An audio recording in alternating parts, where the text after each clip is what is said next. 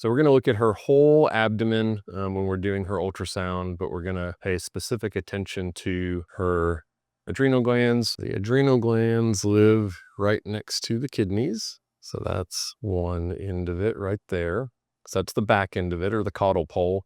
That little pulsing dot right there is the phreneco-abdominal vein. It cuts the adrenal gland in half and makes it look like a peanut. Kind of got a view there, the front of the peanut, the back of the peanut. There's the phreneco-abdominal vein. So this is the back end. So we're going to measure top to bottom. All right, so that's 7.3 millimeters, and up to 7 is pretty normal. So it's a hair over normal, which may be a problem, may not be. Sometimes small changes like that are significant, but certainly not a slam dunk. But we got a couple other ends to measure. So here's the front end. So that end's 8.2. That's bigger. That's much more suspicious. So sometimes when you have Cushing's, about 20% of the time, actually, the adrenal gland just increases in size because the brain is producing a hormone, adrenocorticotropic hormone,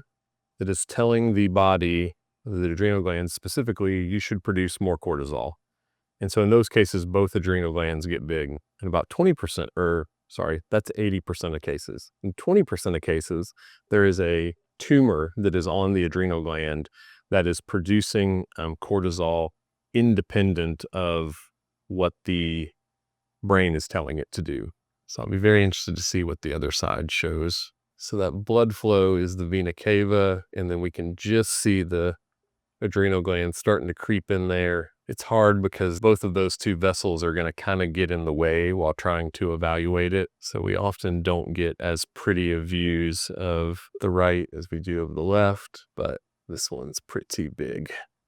Yeah, so we've got 9.7 millimeters and 11.5 millimeters, well above that 7 threshold. So it's still very suspicious about Cushing's disease. Everything else with her ultrasound looks good. So we will call her owner and let them know that we need to do the next test. We'll probably get that set up tomorrow.